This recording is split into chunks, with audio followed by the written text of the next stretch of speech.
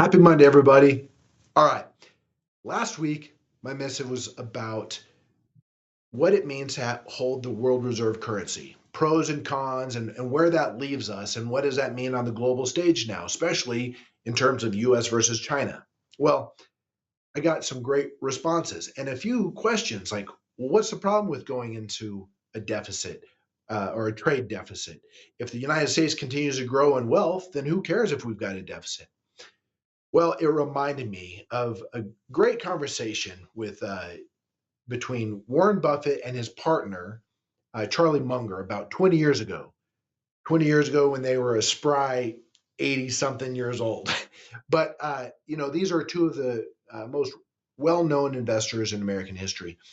And Charlie Munger, they were asking him about what he thinks about trade deficit, and he just responded with his classic, curmudgeonly, "Well, they're bad." And he just left it at that. And then the audience kind of chuckled. But Warren Buffett actually told a story, and that story has stuck with me over 20 years. And so I thought I would share it here to explain why you don't want a trade deficit, even if you're growing in wealth. Imagine you're a wealthy family on a vast estate that produces just a massive amount of wealth and food, and you consume it all, and you're getting bigger and healthier and stronger and wealthier, but your appetite grows.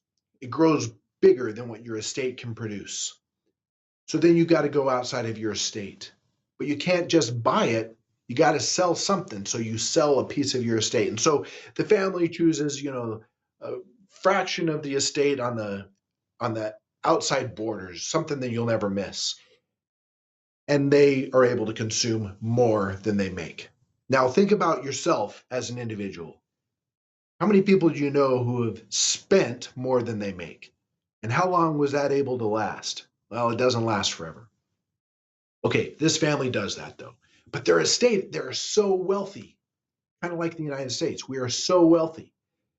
So the family continues to shave off pieces of their estate on the outsides, pieces that they'll never miss.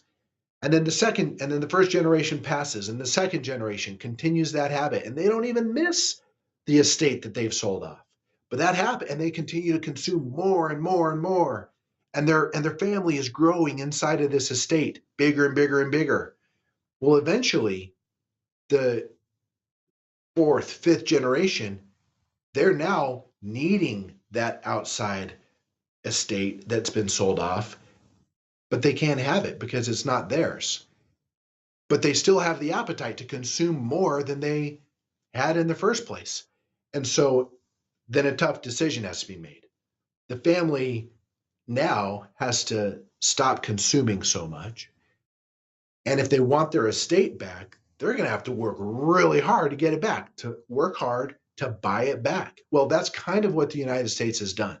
We've continued to go into greater and greater debt to afford more and more stuff. And you just can't do it forever. So this goes back to in the viewers that we've had these discussions, this goes back to the same principle.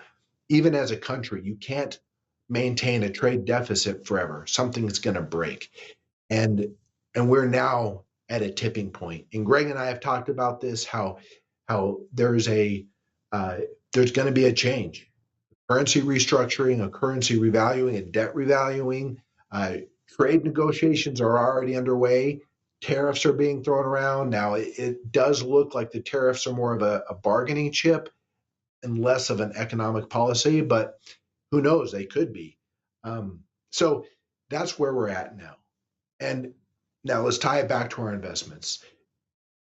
During times of uncertainty, hard assets tend to do well. People still need them. They if they're going to sell something, they sell stocks because that's liquid, and especially if the stock value is going down because people aren't buying as much of the stuff that stock was selling.